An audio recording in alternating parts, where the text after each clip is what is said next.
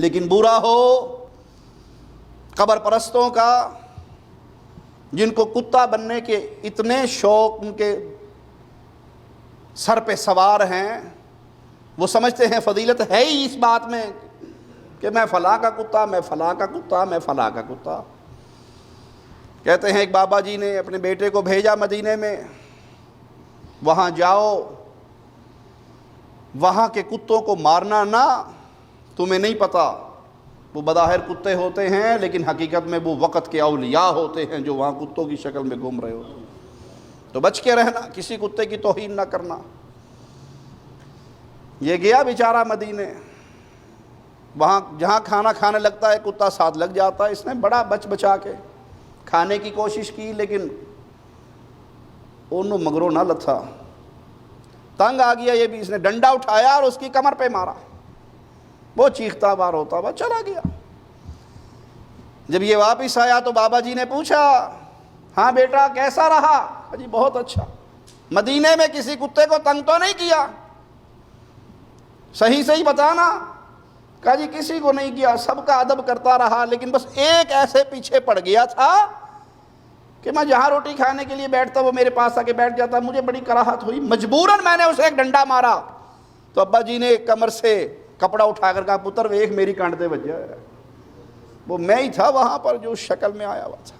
اس روایت کو میں پیش کرنا چاہتا ہوں، حضرت ابو علی شاہ قلندر، ان کا ایک نام تھا، حضرت حج پہ جا رہا ہوں، کچھ نصیحت فرمائی، کہا حج پہ جاؤ، اراکین حج مکمل کرنا طریقے سے آرام سے، پھر مسجد نبوی جانا، مدینہ شریف جانا، حاضری دینا، اور جب کوشش کرنا مدینہ شریف ہو تو وہاں کسی کو تکلیف نہ پہنچانا، چاہے وہاں کا کتا ہی کیوں نہ ہو، اس لیے کہ اگر کتے کو وہاں تکلیف پہنچ گئی تو سب کچھ ضائع ہو جائے گا، سب کچھ ضائع ہو جائے، کسی کو تکلیف نہ پہنچانا۔ بہرحال ہو گیا، حج کیا، جب مدینہ شریف سے واپس آ رہا تھا تو ایک بھیڑ آئی، اس کو دھکا لگا، کتے پہ جا کر گر گیا، کتے کو چوٹ لگی، پیر و مرشد کی بات یاد آئی تو فوراً کتا پھاڑا، کتے کو پٹی کیا، مرہم پٹی کر کے حضرت کی بارگاہ میں واپس آیا۔ حضرت کہا حج ہو گیا، حضرت دوسری طرف دیکھ رہے تھے، حضرت دوسری طرف دیکھ رہے تھے، حضرت حج ہو گیا، سارا قصہ بتایا، پھر حضرت سے کہا حج ہو، لیکن ایک غلطی ہو گئی، میری وجہ سے مدینے کے کتے کو، ایک مدینے کے کتے کو چوٹ لگ گئی، حضرت میری وجہ سے چوٹ لگ گئی۔ حضرت نے منہ پھیرا، پٹی نکالی، کہا وہ کتا میں ہی تھا، سارا قصہ بتایا، پھر حضرت سے کہا حج ہو، لیکن ایک غلطی ہو گئی، میری وجہ سے مدینے کے کتے کو، ایک مدینے کے کتے کو چوٹ لگ گئی، حضرت میری وجہ سے چوٹ لگ گئی۔ حضرت نے منہ پھیرا، پٹی نکالی، کہا وہ کتا میں ہی تھا۔ اسے محبت سمجھتے ہیں، حالانکہ یہ محبت نہیں ہے، یہ پاگل پن ہے۔ میرے پیارے نبی صلی اللہ علیہ وسلم کے صحابہ کو نبی سے جو محبت تھی وہ کائنات کا کوئی اور فرد کر سکتا ہے؟ اور پیارے نبی صلی اللہ علیہ وسلم کے صحابہ، انہوں نے کبھی اس طرح کا جملہ نہیں کہا۔ ایک پیر صاحب کو ہم نے سنا، اللہ کے نبی صلی اللہ علیہ وسلم کا فرمان سامنے رکھنا کہ فضیلت والے معاملے سے منع کیا اس یہودی اور مسلمان کے جھگڑے میں، لیکن یہ ایک پیر کہتا ہے موسیٰ علیہ السلام کے بارے میں کہ موسیٰ بے شک کلیم اللہ ہیں، ان کی یہ شان ہے کہ وہ کلیم اللہ ہے، لیکن موسیٰ بھی ہمارے نبی صلی اللہ علیہ وسلم کے در کے کتے ہیں۔ مسجد اقصی پہنچے سرکار تو موسیٰ پہلے ہی میں کلیئر مسئلہ تاں کی تھا کہ کل کوئی بھابی ملا ہے نہ کہ بھائی موسیٰ دی سپیڈ زیادہ سی، نہ ہوئے موسیٰ دی کدو سپیڈ زیادہ سی، موسیٰ نبی ہے مگر سرکار دے دردہ کتا ہے۔ انا للہ و انا الیہ راجعون، انا للہ و انا الیہ راجعون۔ یہ جاہلوں کا ٹولہ اور جاہل ان کے امام اور ان کے پیر، جن کو شرم نہیں آتی کہ ہم انبیاء کی توہین کرتے ہیں، اولیاء کی توہین کرتے ہیں، وہ چیز دین بنا کر پیش کرنے کی کوشش کرتے ہیں جس کا ذکر نہ اللہ کے کلام میں ہے نہ محمد کریم صلی اللہ علیہ وسلم کے فرمان میں ہے۔ کتاب و سنت کو سمجھنے والی سب سے افضل جماعت پیارے نبی صلی اللہ علیہ وسلم کے اہل بیت اور آپ کے اصحاب ہیں۔ یہ چیز نہ صحابہ سے ثابت ہے نہ اہل بیت سے ثابت ہے۔ مرنے کے بعد دوبارہ اٹھنا اور جزا و سزا پر یقین رکھنا ایمانیات میں بہت اہم جزء ہے۔ جو اس کا انکار کرتا ہے حقیقت میں وہ اللہ مالک کا انکار کرتا ہے۔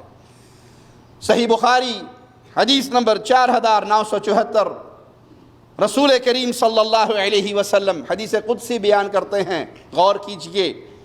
کذبنی ابن آدم ولم یکن لہ ذالک، مالک فرماتا ہے ابن آدم نے مجھے جھٹلایا حالانکہ اسے لائق نہیں ہے کہ وہ مجھے جھٹلائے، وشتمنی ولم یکن لہ ذالک، اور وہ مجھے گالی دیتا ہے اور اس کو لائق نہیں کہ وہ مجھے گالی دے۔ جھٹلایا یوں کہ اس نے یوں کہا لم یعیدنی کما بدأنی، اللہ مجھے دوبارہ نہیں پیدا کر سکتا، جیسے اس نے مجھے پہلی بار پیدا کیا دوبارہ نہیں اٹھائے گا، یہ جھٹلانا ہے۔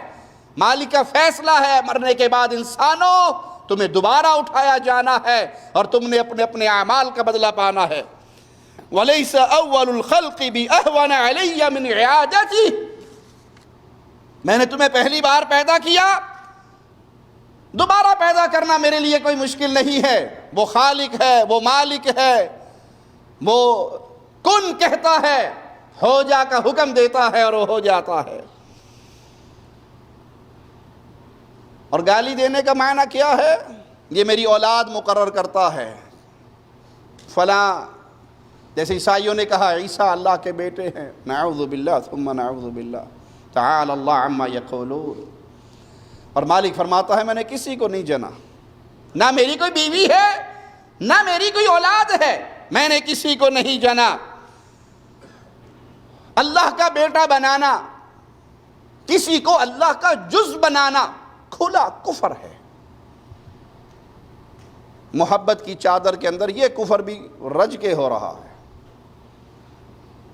چاچڑ وانگ مدینہ ڈسے کوٹ مٹھن بیت اللہ، ظاہر دے وچ پیر فریدن باطن دے وچ اللہ۔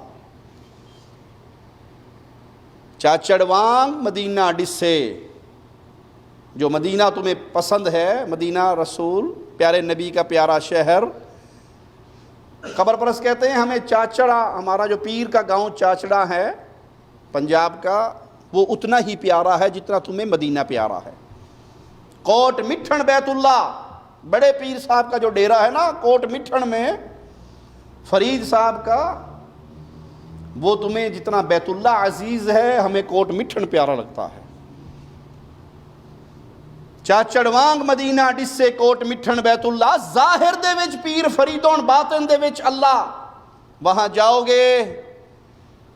جاؤ گے بظاہر تمہیں بابا فرید نظر آئے گا، حقیقت میں وہ بابا فرید نہیں ہوگا، بابا فرید کی شکل میں اللہ ہوگا۔ عیسائی کہے عیسیٰ اللہ کے بیٹے تو سارے مسلمان کہتے ہیں عیسائی کافر۔ شک ہے کہ عیسائیوں کے کفار ہونے میں؟ کافر ہیں۔ کیوں؟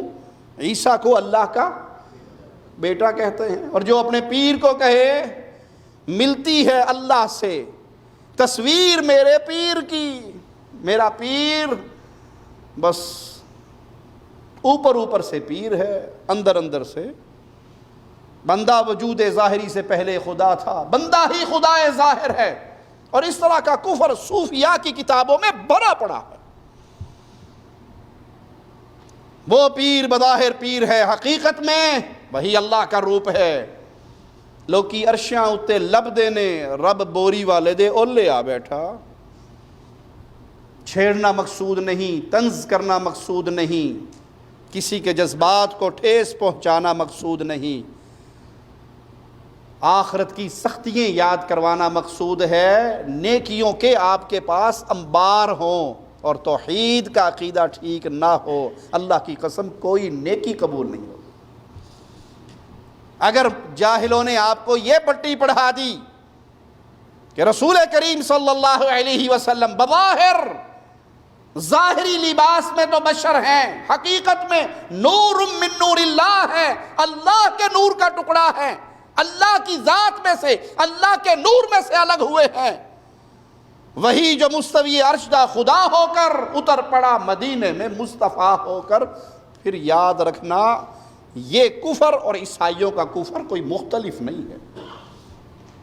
قل هو اللہ احد، اللہ ایک ہے، اللہ یکتا ہے، تنہا ہے، اکیلا ہے، اس کا کوئی پارٹنر نہیں۔ نہ عیسیٰ اس کے بیٹے، نہ عزیر اس کے بیٹے، نہ ملائکہ اس کی بیٹیاں، نہ محمد کریم صلی اللہ علیہ وسلم اس کے نور میں سے نور۔ پیارے نبی نور ہدایت ہیں، آدم کی اولاد میں سے ہیں، لیکن نور ہدایت ہے، کفر کا اندھیرا ختم ہوا میرے مصطفیٰ کی تشریف لانے سے صلی اللہ علیہ وسلم۔ پیارے نبی نے کہا مکہ والوں کو قولوا لا الہ الا اللہ، یہ توحید کا پیغام جو میرے آقا نے دیا، یہ پیغام ایسا پھیلا کہ کفر کے اندھیرے ختم ہو گئے، جہالت کے اندھیرے ختم ہو گئے، نور توحید کا پھیل گیا۔ تو آپ نور ہدایت بن کر تشریف لائے، لیکن نور من نور اللہ بن کر، اللہ کے نور میں سے نور۔ یہ ایمان نہیں ہے، یہ اسلام نہیں ہے۔ تو پیارے بھائی یاد رکھیے، یہ زندگی ختم ہونی ہے، ختم ہونے کے بعد اگلا جہان شروع ہونا ہے، پھر جزا و سزا کا میدان سجنا ہے، اور وہاں پہ کامیاب وہی ہے، کامیاب وہی ہے۔ کون؟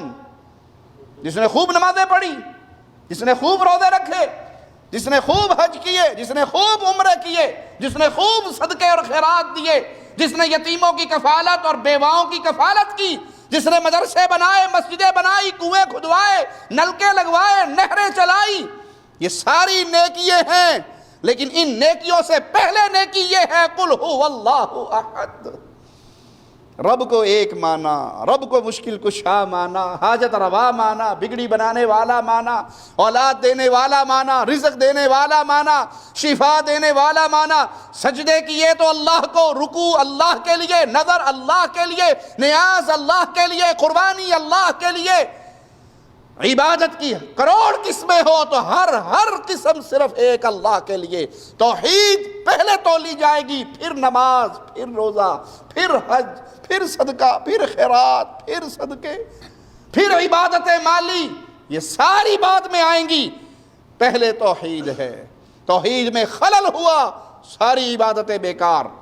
اور اگر توحید درست ہوئی اور گناہ زمین و آسمان کے درمیان بھرے ہوئے، اللہ جس سے راضی ہوگا اس کے گناہوں کو معاف کر کے اپنی جنت عطا فرمائے گا۔ اے اللہ تجھے تیرے پیارے ناموں کا واسطہ ہے مولا، ہم جتنے یہاں بیٹھے ہیں اور جس اہل ایمان کے کان تک ہماری آواز پہنچ رہی ہے، ہم سب کو عقیدہ توحید کا فہم عطا فرما، عقیدہ توحید پہ استقامت عطا فرما۔ اے اللہ اس عقیدے کو پھیلانے والا بنا، اس عقیدے کے لیے اپنی جان، اپنا مال، اپنی زبان، اپنی ہر صلاحیت کو استعمال کرنے کی توفیق عطا فرما۔ اے اللہ مسلمانوں پہ رحمت فرما، اے اللہ مسلمانوں پہ رحمت فرما، اے اللہ مظلوم مسلمانوں پر ہونے والے ظلم کو مٹا دے مولا، اللہ ظالم سے انتقام لے۔ اللہ یمن کے مسلمانوں پہ رحمت فرما، اللہ انہیں حوثیوں کے ظلم سے محفوظ فرما۔ اللہ ہمارے وہ اہل ایمان، وہ مواحد بھائی جو یمن میں حوثیوں کے خلاف برسر پیکار ہیں، ان پر اپنی رحمت کے دروازے کھول دے مولا، ان کی مدد فرما۔ اے اللہ ان کے بیماروں کو شفا عطا فرما، جو تیرے پاس ان میں سے شہید ہو کر آگے ان کی شہادت کو اپنے راستے میں قبول فرما۔ اے اللہ کشمیر کے مسلمانوں پر رحمت فرما، اے اللہ کشمیر کے مسلمانوں پر رحمت فرما۔ اللہ اس ظلم کی رات کو مٹا دے مولا، ان پر عزت کے دن واپس لوٹا دے مولا۔ اے اللہ دنیا میں جہاں جہاں مسلمان مظلوم ہیں، اللہ ان پہ رحمت فرما، تو قادر ہے، تیرے ہاتھ میں ساری قوتیں ہیں۔ اے اللہ ہم تجھے تیرے پیارے ناموں کا واسطہ دے کر تجھ سے سوالی ہیں، امت محمدیہ پہ رحمت فرما، اس امت کو دوبارہ عزت کا راستہ دکھا۔ اقول قولی ھذا واستغفر اللہ لی ولکم ولسائر المسلمین فاستغفروہ انہ هو الغفور الرحیم۔ اس کے لہو کے پیاسے تھے